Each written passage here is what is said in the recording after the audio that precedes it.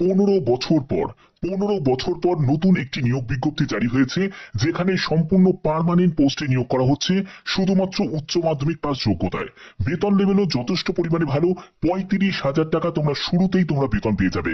আবেদনের শেষ তারিখ হচ্ছে 30শে মে 2025।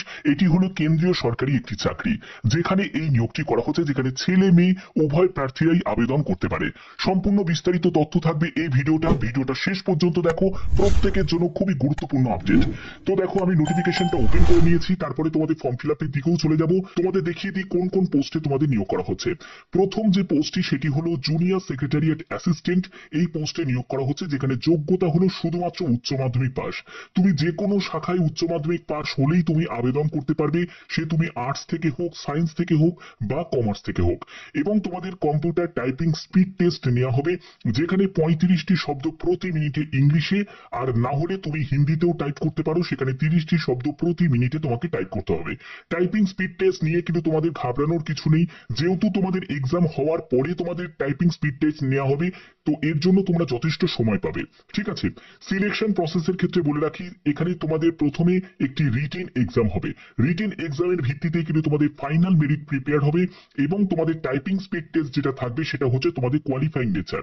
তো দেখো, এখানে যেহেতু উচ্চ মাধ্যমিক যোগ্যতা প্রয়োজন, তো উচ্চ মাধ্যমিক স্ট্যান্ডার্ডেরই কিন্তু প্রশ্ন সেট হবে, যেখানে ইংলিশ হিন্দি হচ্ছে তোমাদের ল্যাঙ্গুয়েজ থাকবে, এবং মাল্টিপল চয়েস টাইপের তোমাদের প্রশ্ন হচ্ছে, যেখানে পেপার 1 থাকবে এবং পেপার 2 থাকবে। পেপার 1টা হচ্ছে কোয়ালিফাইং নেচার, এবং পেপার 2 এর ভিত্তিতেই কিন্তু তোমাদের ফাইনাল মেরিট প্রিপেয়ার হবে, যেখানে তোমরা 90 মিনিট তোমরা সময় পাবে। পেপার 1-এ দেখো তোমাদের কি থাকছে, সেটা হচ্ছে মেন্টাল অ্যাবিলিটি টেস্ট থাকছে।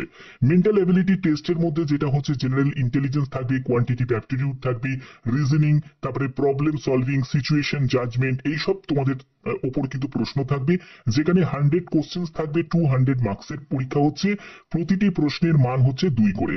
এখানে কোনো রকম নেগেটিভ মার্কিং নেই, আর এটা হলো কোয়ালিফাই নেচার, জাস্ট তোমাকে পাস করতে হবে। তারপরে তোমরা পেপার 2-তে যাবে। পেপার 2 হচ্ছে 1 ঘন্টা তোমরা সময় পাবে। এখানে 50টি কোশ্চেন্স থাকবে জেনারেল অ্যাওয়ারনেসের উপর, আর 50টি কোশ্চেন্স থাকবে হচ্ছে ইংলিশ ল্যাঙ্গুয়েজের উপর। ঠিক আছে। এখানে হচ্ছে 150 মার্কস, অর্থাৎ প্রতিটি প্রশ্নের মান হচ্ছে এখানে 3 করে থাকবে। এটাও কিন্তু এমসিকিউ টাইপেরই কিন্তু প্রশ্ন হবে, যেখানে 1 নেগেটিভ মার্কিং থাকছে। এরপরে তোমরা চলে যাবে কম্পিউটার টাইপিং টেস্টে চলে যাবে, সেখানে 35টি শব্দ ইংলিশে তোমাদের টাইপ করতে হবে, অথবা তুমি হিন্দিতেও টাইপ করতে পারো, সেখানে 30টি শব্দ প্রতি মিনিটে তোমাকে হিন্দিতে টাইপ করতে হবে। টাইপিং স্পিড টেস্ট, এটাও কিন্তু তোমাদের কোয়ালিফাইং নেচার। পেপার 1 সেটাও হচ্ছে কোয়ালিফাইং নেচার, অর্থাৎ তোমাদের পুরো মেরিট লিস্টটা যেটা প্রিপেয়ার হচ্ছে সেটা হলো পেপার 2 এর বেসিসে। ঠিক আছে।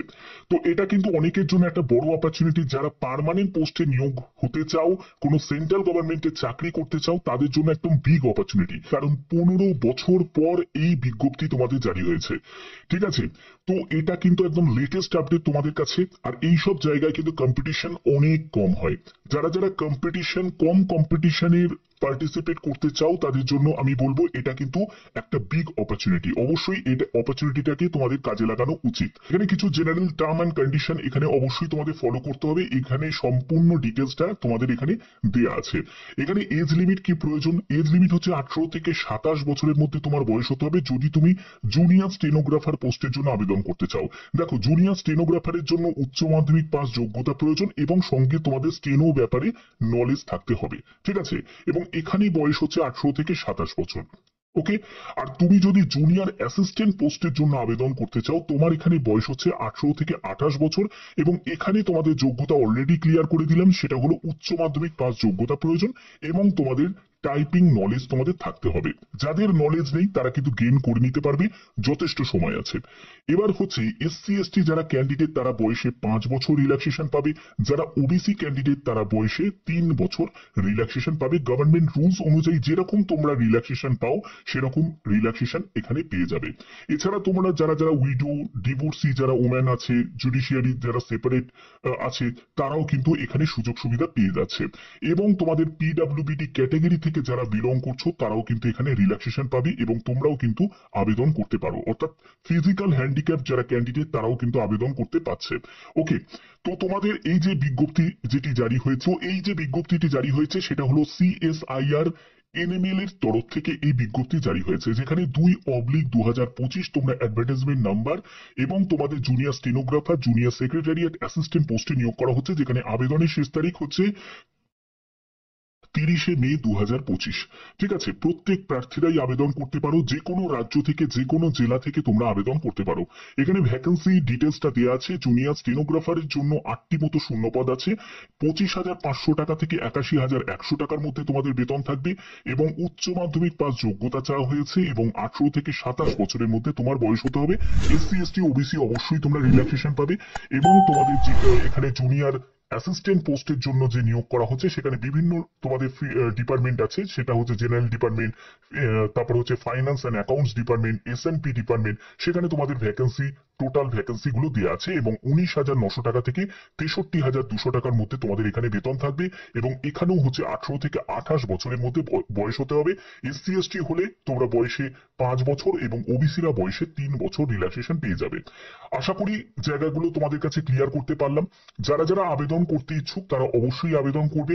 এবং এখানে কিন্তু তোমাদের যে কাস্ট সার্টিফিকেটের রিগার্ডিং তোমাদের বলে রাখি, এখানে সেন্ট্রাল ফরম্যাটের সার্টিফিকেট কিন্তু প্রয়োজন আছে। এখানে দেখো, তোমাদের সেন্ট্রাল ফরম্যাটের যে সার্টিফিকেট সেটা কিন্তু তোমাদের বানিয়ে নিতে হবে। যাদের বানানো আছে তাদের তো কোনো অসুবিধা নেই, কিন্তু যাদের বানানো নেই তাদের কিন্তু অবশ্যই এটাকে বানিয়ে নিতে হবে। ঠিক আছে, এবং আবেদন করার জন্য যে প্রসেসটা সেটাও তোমাদের বলছি। তোমরা যে রাজ্য থেকে বিলং করছো প্রত্যেক রাজ্য থেকে আবেদন করতে পারবে। অবশ্যই তোমরা কমেন্টে তোমার জেলার নাম প্রত্যেকে কমেন্টে জানাবে। এখনই তোমরা জানাবে তোমার জেলার নাম কি।